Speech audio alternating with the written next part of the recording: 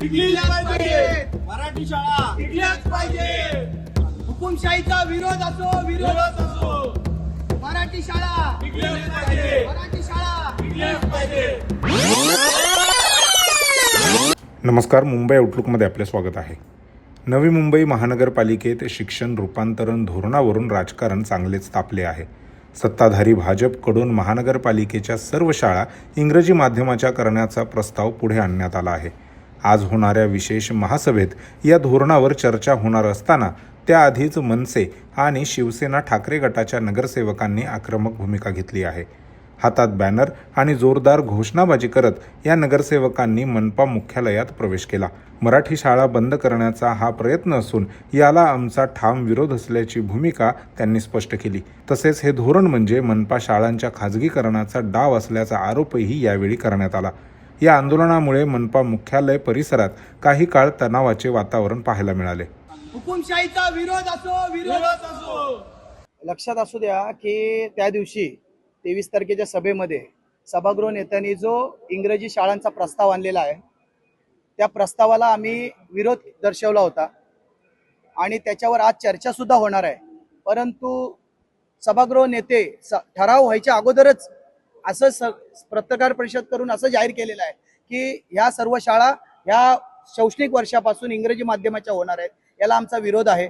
असा कुठलाही ठराव अजूनपर्यंत अशासकीय ठराव आहे तो ठराव अजूनपर्यंत प्रशासनाने या सभागृहात आणलेला नाहीये।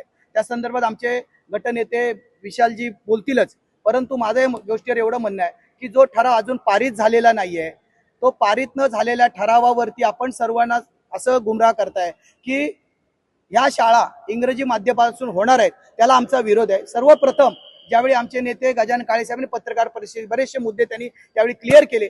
सर्वात महत्त्वाचा मुद्दा आहे की जी मुलं आहेत जी आता 50,000च्या आसपास मराठी मुलं मराठी शाळांमध्ये शिकतायत त्यांच्यावर एक प्रकारचा तो अन्याय ठरेल। आज तुम्ही जर बघितलं असेल गेले 5 वर्षामध्ये कुठल्याही प्रकारचं ऑडिट, फायर ऑडिट झालेलं नाही, स्ट्रक्चर ऑडिट झालेलं नाही।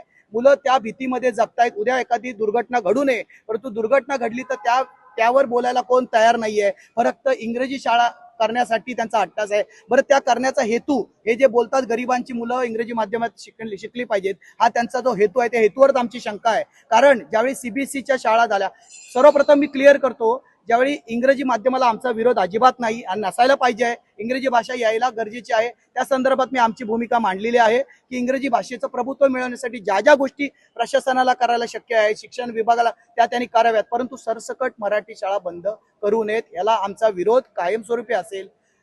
ज्या प्रकारे सीबीएसई शाळा ज्या आहेत, आज 3 सीबीएसई शाळा आहेत, त्यातल्या 2 शाळा ज्या आहेत एक आकांक्षा फाउंडेशन म्हणून यांना चालवायला दिलेली आहे आणि दुसरी एक शाळा कोपरखैरण्याची शाळा आहे। या दोन्ही शाळा खाजगीकरण करण्याचा डाव आहे आणि त्या पद्धतीने सुद्धा एक टेंडर 2.5 करोडचं, दुसरं टेंडर 2 करोडचं, अशा प्रकारे 2 शाळा ह्या 2-2, 2.5 करोड मध्ये ह्याला चालवायला दिलेले आहे। त्याच पद्धतीने 81 शाळा ज्या आहेत त्या तुम्ही संस्थेला चालवायला देणार आहात आणि ते तुमच्या जवळच्या संस्था ज्या उभ्या करून तुम्ही त्या संस्थेला, म्हणजे हा भ्रष्टाचाराचं पुराण आहे।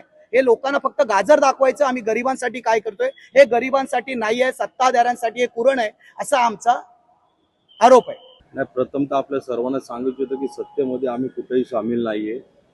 फक्त तिघांचा जो गट आहे आमचा, म्हणजे जे उद्धव बाळासाहेब ठाकरे आणि राजसाहेब, आम्ही एकत्र बसतोय आणि जी तेच भूमिका लोकांना दिसण्यात येते की आम्ही कुठेतरी सत्तेत सामील आहेत। आम्ही कुठेही सत्तेत सामील नाही। आम्ही ज्या धोरणात्मक निर्णय जे जनतेच्या बाजूने योग्य असतील किंवा इतर लोकांच्या बाजू असतील तिथं आम्ही त्या लोकांसाठी उभे राहणार आहे। तिथं आम्ही जाहीरपणे विरोध करणार आहे की जिथं चुकीचं तिथं चुकीचं आहे। आपण पाहिलं असेल की ज्यांनी आता ती भूमिका मांडताय की इंग्लिश शाळा आणायचा, म्हणजे जे प्रायमरी पासून सुरू करायचा आणि सुरू करत असताना हळूहळू मराठी शाळा वर्ग बंद करायचा, हा जो त्यांचा कट आहे हा कुठेतरी वेगळ्या पद्धतीने दाखवला जातो। आणि शिक्षकांना आता एखाद्या शिक्षक रिटायर होता आणि त्याला इंग्लिश मिडियमचा अभ्यास करायला लावायचा, हा कुठेतरी त्यांच्यावर वेगळ्या पद्धतीची मजुरी आणायचा प्रकार चालू आहे।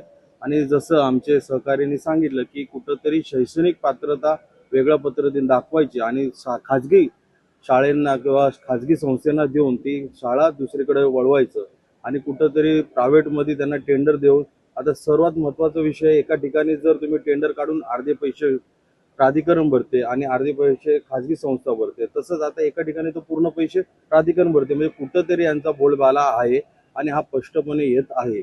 या गोष्टी कुठंतरी थांबल्या पाहिजेत. आणि मराठी माणूस म्हणजे आज तुम्ही पाहिलं असाल की मराठी माणसाच्या हक्काची भाषा, आपली हक्काची भाषा ही मराठी भाषा आहे.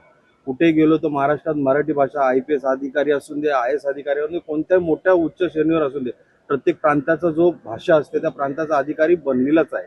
मग हा कशाला हट्ट केला पाहिजे की इंग्रजीमधूनच सगळं श्रेयबल चाललं पाहिजे? हे करत असताना का तुम्ही मराठी भाषेला कुठंतरी पाठी दाबलं जाते? हा कुठंतरी वेगळ्या पद्धतीचा, जसं राज्यामध्ये जी सत्ता आहे त्यांनी तो महाराष्ट्र राज्यातले ज्या शाळा बंद पाडायचा जो हट्ट केला, तसंच आज नवी मुंबईमध्ये पण दिसून येतोय. आणि कुठंतरी त्यांचे ते बोलतात ना, चोचले पुरवण्यासाठी इथं दाखवायचं आणि इथं सत्ताधारी पण तेच आणि विरोधक पण तेच. आणि विरोधक का मुख गिळून बसलेले हे कळत नाही, कारण की महानगरपालिकेमध्ये ते विरोधात आहे, पण राज्यामध्ये आणि इतर ठिकाणी ते सत्तेत असल्यामुळे त्यांना तेही बोलता येत नाही. अशी कुठंतरी यांची दुतर्फी भूमिका दिसून येते. मराठी शाळा टिकल्याच पाहिजे. मराठी शाळा टिकल्याच पाहिजे.